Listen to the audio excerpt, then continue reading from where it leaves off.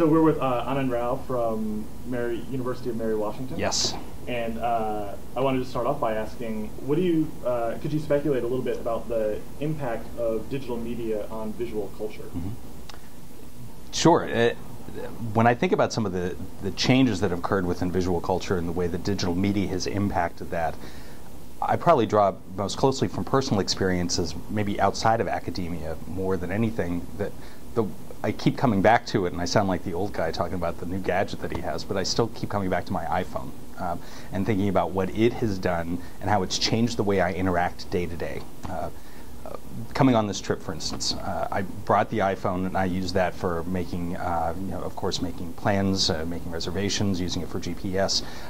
But in terms of visually, it's really changed the way I kind of view the world. I use the camera function all of the time, and this is true of any camera phone. But this was my first good camera phone, so that's probably the example that I draw from the most. I use it all the time for taking pictures of notes, of places I've been, of references, of where I've parked the car, of whatever I've done to document what's happening, both to remind myself, to send pictures to my kids or to my wife, to send copies to my students, to say a little bit about what I'm doing and to visually reference all of that so that I'm sending fewer notes, I'm not sending as many emails, I'm sending more pictures because I have that tool readily available, and it's something that's just so easy to use, is very expressive, and has kind of changed the way that I go about day-to-day interactions. So one example. You sort of noted the documentary function of it, and mm-hmm. you're a documentarian yourself. Mm-hmm. What kinds of I mean, you're saying it's changing the every day, and you're documenting your everyday life and mm-hmm. interacting with other people's everyday documentation. Mm-hmm. Does it get overwhelming at times? I mean, it seems like there's a lot of documentation that it does, yes. This is something that still kind of coming to grips with. I've always taken a lot of pictures. I've always had trouble with storing all of this, and this is kind of a backwards way of getting at your question.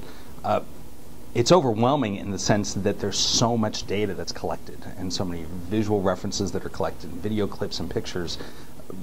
I'm kind of the IT guy at our house, so every time my wife fills up her camera or her phone, she gives it to me. My daughter has an iPhone, she fills it up, she gives it to me, has to download.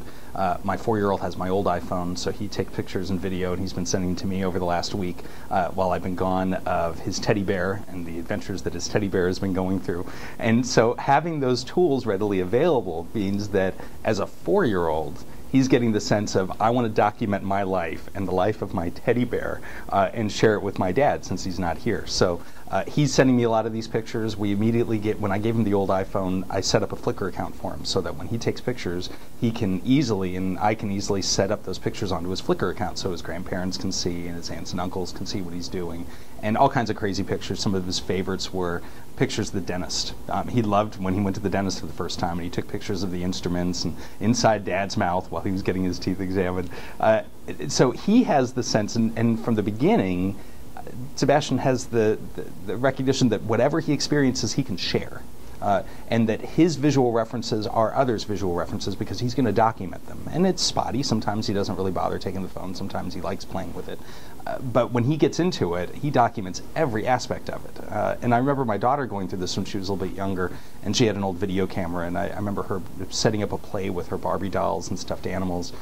And it was interesting to see the way that, because the access point was so low, it was so easy for them to access the use of the technology and to be able to manipulate it, that they were working visually in ways that they might have otherwise drawn a picture with crayons or something. They're using the video in a way that I certainly never had an opportunity to do when I was a kid, or that most of my students didn't have an opportunity to do when they were kids as well.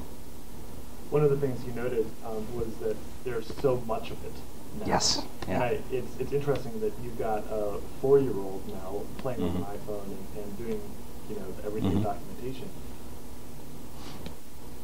There's so much data out there now. I mean, it's a strain on our ability to attend to it all. There's an attention issue. I wonder, one of the criticisms of our digitally mediated culture is that the attention span is ever shrinking. Do you agree with that criticism? I mean, do you feel pulled, and do you see it? I mean, are your kids more savvy at negotiating the attentional strains, or I wonder if there's... That's a good question, because it does pull in different directions at the same time. I find it overwhelming that I'm no longer considering storage in, I remember when it was megabytes, and then it was gigabytes, and now terabytes. You know, I'm getting ready to fill up my 2 terabyte hard drive backup with the pictures and video that we've taken. I don't delete a lot of them. I prefer to save almost everything, and then going back over them, a lot of it later. Does it change the attention span? There is that other twist, as you note, that the criticism, of course, is the younger generations are developing shorter attention spans. They aren't able to pay attention as long for dealing with certain materials.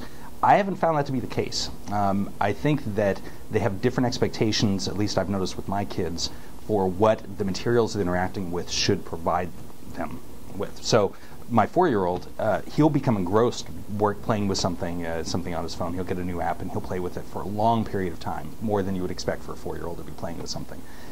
But that's in part because those apps or those digital books give him a lot more to mine. He can play around with it in lots of different ways. He can play with it and do interesting things. It interacts.